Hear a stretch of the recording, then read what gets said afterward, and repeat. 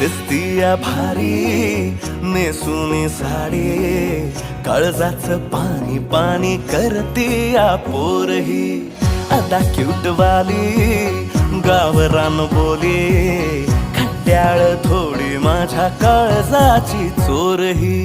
थोडं माझ्या पिरामात पड तू ग बाई, खुळ्यागत झाला मन तुझ्याच पायी.